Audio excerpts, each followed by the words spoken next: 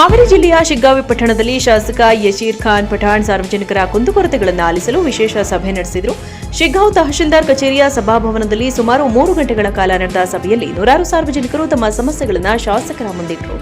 ಸಭೆಯ ವೇಳೆ 100ಕ್ಕೂ ಹೆಚ್ಚು ಸಮಸ್ಯೆಗಳನ್ನು ಸ್ಥಳದಲ್ಲೇ ಬಗೆಹರಿಸಿದ ಶಾಸಕರು ಉಳಿದ ಪ್ರಕರಣಗಳ ಬಗ್ಗೆ ಸಂಬಂಧಪಟ್ಟ ಅಧಿಕಾರಿಗಳಿಗೆ ತಕ್ಷಣ ಕ್ರಮ ಕೈಗೊಳ್ಳುವಂತೆ ಸೂಚನೆ ನೀಡಿದರು. ಕಾನೂನು ತೊಡಕುಗಳಿರುವ ವಿಷಯಗಳನ್ನು ಶೀಘ್ರದಲ್ಲೇ ಇತ್ಯರ್ಥಗೊಳಿಸಿ ಸಾರ್ವಜನಿಕರಿಗೆ ತೊಂದರೆಯಾಗದಂತೆ ನೋಡಿಕೊಳ್ಳುವಂತೆ ಖಡಕ್ ಎಚ್ಚರಿಕೆ ನೀಡಿದರು. ಇದೇ ವೇಳೆ ವಸತಿ ನಿಗಮದಲ್ಲಿ ಬ್ಲಾಕ್ ಆಗಿದ್ದ 1200ಕ್ಕೂ ಅಧಿಕ ಮನೆಗಳ ಪೈಕಿ 900 ಮನೆಗಳ ಸಮಸ್ಯೆ ಪರಿಹರಿಸಿ ಫಲಾನುಭವಿಗಳಿಗೆ ಹಣ ಬಿಡುಗಡೆ ಮಾಡುವಂತೆ ಸೂಚಿಸಿದರು.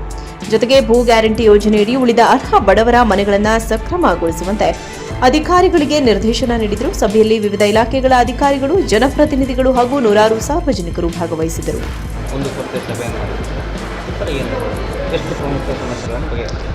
ಇವತ್ತು ಶಿಗ್ಗಾಂವ್ ವಿಧಾನಸಭಾ ಕ್ಷೇತ್ರದಲ್ಲಿ ಜನತಾ ದರ್ಶನ ನಾನು ಪ್ರತಿ ವಾರ ಇಟ್ಕೊತೀನಿ. ತಮ್ಗೆ ಗೊತ್ತಿದೆ, ಪ್ರತಿ ವಾರ ಅಥವಾ ಇರಲಿಲ್ಲ ಅಂದರೆ 15 ದಿನಕ್ಕೊಮ್ಮೆ ತಾಲೂಕು ಆಫೀಸು, ತಾಲೂಕಾ ತಹಸೀಲ್ದಾರ್ ಅವರು, ಚೀಫ್ ಆಫೀಸರ್ಸು, ಆಮೇಲೆ ನಮ್ಮ ಎ.ಒ ಅವರು ಎಲ್ಲ ಅಧಿಕಾರಿಗಳನ್ನು ತೆಗೆದುಕೊಂಡು ಸಾರ್ವಜನಿಕ ಜನತಾ ದರ್ಶನ ಮಾಡ್ತೀವಿ. ಎಲ್ಲೆಲ್ಲಿ ಯಾರ್ಯಾರು ಏನೇನು ಸಮಸ್ಯೆ ಆಗ್ತಾವೋ ಆನ್ ದಿ ಸ್ಪಾಟ್ ನಾವು ಶೀಘ್ರವಾಗಿ ಅದನ್ನು ಬಗೆಹರಿಸುವಂಥ ಕೆಲಸ ಪ್ರತಿ ವಾರ, ಪ್ರತಿ 15 ದಿನಕ್ಕೊಮ್ಮೆ ನಾವು ಮಾಡ್ತೀವಿ. ಆ ಪ್ರಕಾರ ಬಹಳಷ್ಟು ಇವತ್ತು ಸುಮಾರು ಒಂದು 200 ಅರ್ಜಿ ಬಂದಿದ್ದು. ಅದರ 100ಕ್ಕಿಂತ ಹೆಚ್ಚು ಅರ್ಜಿಯನ್ನು ನಾವು 150ಕ್ಕಿಂತ ಹೆಚ್ಚು ಅರ್ಜಿಯನ್ನು ನಾವು ಬಗೆಹರಿಸಿದ್ವಿ. ಆಡಿಯೋ ಬಗ್ಗೆ ಯಾವ ಆಡಿಯೋ ಇರೋದು? ಅಲ್ಲ, ನಾನು ಈ ಹಿಂದೂ ಅದು ಹರಿದಾಡಿತ್ತದು. ಯಾವಾಗ ನಮ್ಮ ಹಿತಶತ್ರುಗಳ ಕನಸಿನಾಗ ನಾನು ಬರ್ತೀನಿ, ಅದನ್ನು ಅವ್ರು ಮಾಡ್ತಾಯಿರ್ತಾರೆ. ಅದು ಆಡಿಯೋ ಏನಾದರೂ ಇದೆಯಾ ಅದರಲ್ಲಿ? 2013ರಲ್ಲಿ ಮನೋಹರ್ ತಹಸೀಲ್ದಾರ್ ಅವರು ಹಾನಗಲ್ಲಿನ ಶಾಸಕರಾಗಿದ್ದರು. ನಾನು ಕೂಡ ಅವತ್ತು ಹಾನಗಲ್ಲಲ್ಲಿ ನಾನು ಕೆಲಸ ಮಾಡ್ತಿದ್ದೆ. ಆ ಸಂದರ್ಭದಲ್ಲಿ ಬೊಮ್ಮನಹಳ್ಳಿಯಲ್ಲಿ ಗ್ರಾಮ ದೇವತೆ ಕಟ್ಟಡ ಕಟ್ಟಕತ್ತಿತ್ತು. ಮನೋಹರ್ ತಹಸೀಲ್ದಾರ್ ಅವರು ಒಬ್ಬರಿಗೆ ಇಲ್ಲ, ಅದನ್ನು ಆ ದೇವಸ್ಥಾನದ ಜೀರ್ಣೋದ್ಧಾರಕ್ಕೆ ಅಮೌಂಟ್ ಕೊಡಬೇಕಂತ ಹೇಳಿದರು. ಆ ಅಮೌಂಟನ್ನು ಅದನ್ನು ಕಮಿಟಿಯಲ್ಲಿ ನಾನು ಇದ್ದೆ, ನಾವೆಲ್ಲರೂ ಕೂಡಿ ನೀವು ಮಾತಾಡಿದ ಪ್ರಕಾರ ಕೊಡ್ರಿಪ್ಪ ಅಂತ ಹೇಳಿದ್ವಿ. ಅದೇ ಅದರಲ್ಲಿ ಇದ್ದಿದ್ದು. ಆದರೆ ಅದನ್ನು ಕಟ್ ಮಾಡಿ ಹಾಕ್ತಾರೆ. ಈ ಹಿಂದೂ ಭಾಳ ಟೈಮ್ ಹಾಕ್ಯಾರ ಅದನ್ನು ಹೆಂಗೆ ತೋರಿಸ್ತಾರೆ ಅಂತ ಹೇಳಿದರೆ, ಈ ಸಂದರ್ಭದಾಗ ಆಗೈತೆ ಅಂತ ತೋರಿಸ್ತಾರೆ ಅದನ್ನು. ನಾನು ಶಾಸಕ ಆದಮೇಲೆ ಇದಲ್ಲದು. ನಾನೊಬ್ಬ ಸಾಮಾನ್ಯ ಕಾರ್ಯಕರ್ತನಾಗಿ 2013 ಅಂದರೆ ಸುಮಾರು 13 ವರ್ಷಗಳ ಹಿಂದಿಂದು ಇವರು ಹಾಕ್ತಾರೆ ಅಂತ ಹೇಳಿದರೆ, ಇವ್ರಿಗೆ ಏನಾಗ್ಬಿಟ್ಟೈತೆ ಅಂತ ಹೇಳಿದ್ರೆ, ಅದು BJP, ಭಾಜಪ, ಶಿಗ್ಗಾಂವ್, ಬೊಮ್ಮಾಯಿ ಫಾಲೋವರ್ಸು ಅಂತೇಳಿ ಒಂದು ಸಾಮಾಜಿಕ ಜಾಲತಾಣಗಳಲ್ಲಿ ಹಾಕ್ತಾರೆ ಅವರು.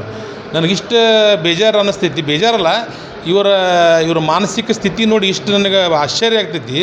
13 ವರ್ಷದ ಆಡಿಯೋ ತಂದು ಇವತ್ತು ಇವರು ಹಾಕ್ತಾರೆ ಅಂತ ಹೇಳಿದರೆ ಇವರ ದಿವಾಳಿತನ ಗೊತ್ತಾಗ್ತೈತಿ. ಯಾಕಂತ ಹೇಳಿದರೆ, ಇವತ್ತು ಭಾಳಷ್ಟು ರಾಜ್ಯದಲ್ಲಿ ಸಮಸ್ಯೆಗಳ ಬಗ್ಗೆ ಮಾತಾಡಲಿ, ಇವತ್ತು ನೀಟ್ ಶಿಕ್ಷಣದ ಬಗ್ಗೆ ಮಾತಾಡಲಿ, ಅಥವಾ ಅಭಿವೃದ್ಧಿ ಬಗ್ಗೆ ಮಾತಾಡಲಿ, ಇವತ್ತು ಕೇಂದ್ರ ಸರ್ಕಾರ ಅಥವಾ ರಾಜ್ಯ ಸರ್ಕಾರದ ಯೋಜನೆಗಳ ಬಗ್ಗೆ ಮಾತಾಡೋದು ಬಿಟ್ಟು ತೇಜೋವಧೆ ಮಾಡಲಿಕ್ಕೆ ಹೋಗ್ತಾರೆ ಇವರು. ಇವ್ರಿಗೇನಾದರೂ ಮಾನ ಮರ್ಯಾದೆ ಇದೇನ್ರಿ? ಇವ್ರಿಗೆ ಮಾನ ಮರ್ಯಾದೆ ಇದ್ರಿ ಇಂಥವೆಲ್ಲ ಏನಾದರೂ ಮಾಡ್ತಾರೆ? 13 ವರ್ಷದ್ದು ಏನು ಸಂಬಂಧಪಡಲಾರದ ವಿಚಾರಗಳನ್ನು ಇವತ್ತು ಇವರು ಸಾಮಾಜಿಕ ಜಾಲತಾಣಗಳಲ್ಲಿ ಮಾಡೋದು ನೋಡಿದರೆ ನಿಜವಾಗ್ಲೂ ಅವರಿಗೆ 2028ರ ಚುನಾವಣೆ ಬಹಳಷ್ಟು ಭಯ ಅವರಿಗೆ ಮೂಡಿದೆ ಅನ್ನೋಂಥ ಮಾತನ್ನು ಈ ಸಂದರ್ಭದಲ್ಲಿ ಹೇಳಿಕ್ಕೆ ಬಯಸ್ತೇನೆ. ಸರ್, ತಮ್ಮ ಹೈಕಮಾಂಡ್ಗೆ ಮತ್ತು ಇಲ್ಲಿರುವಂಥ ಸ್ಥಳೀಯವಾಗಿ ಜೋಶಿಯವರ ಆಯ್ತು ಬೊಮ್ಮಾಯಿ ಅವರು ತಮಗೆ ಹರಾಸ್ಮೆಂಟ್ ಮಾಡ್ತಾರೆ ಅನ್ನೋಂಥ ಒಂದು ವಿಡಿಯೋ ಬಂದಿದೆ. ಅಲ್ರಿ, ಈಗ ಈ ಭಾಗದ ಸಂಸದರು ಮತ್ತು ನನ್ನ ವಿರುದ್ಧ ಚುನಾವಣೆ ಮಾಡಿದಂಥವ್ರ ಬಗ್ಗೆ ಈಗ ನನಗೆ ಈಗ ಕಿರುಕುಳ ಕೊಡ್ತಾಯಿಲ್ವ ಅವರು? ನಾನು ಶಿಗ್ಗಾಂವ್ ದವಾಖಾನೆ ಮಾಡೋ ಸಂದರ್ಭದಲ್ಲಿ ಅವತ್ತು ಎಷ್ಟು ಕಿರುಕುಳ ಕೊಟ್ಟರು. ಸವಣೂರಿನ STP ಉದ್ಘಾಟನೆ ಮಾಡೋ ಸಂದರ್ಭದಲ್ಲಿ ಪೆಂಡಾಲ್ ಕಿತ್ತೋಗಿದ್ರು. ಕಿರುಕುಳ ಅಲ್ವ ಇದು? ಅದಕ್ಕಾಗಿ ನನ್ನ ಹೈಕಮಾಂಡಲ್ಲಿ ನಾನು ಮನವಿ ಮಾಡಿದೆ. 6 ಗೆದ್ದೀವಿ, BJP ಮುಕ್ತ ಜಿಲ್ಲೆ ಮಾಡೀವಿ. ಅದಕ್ಕಾಗಿ ನಮ್ಮ ಪಕ್ಷದ ಒಬ್ಬರಿಗೆ ಸಚಿವ ಸ್ಥಾನ ಕೊಡ್ರಿ ಅಂಥೇಳಿ ನಾವು ಮನವಿ ಮಾಡ್ತಾಯಿದ್ದೀವಿ. ಅದರಲ್ಲಿ ಏನು ತಪ್ಪಿದೆ?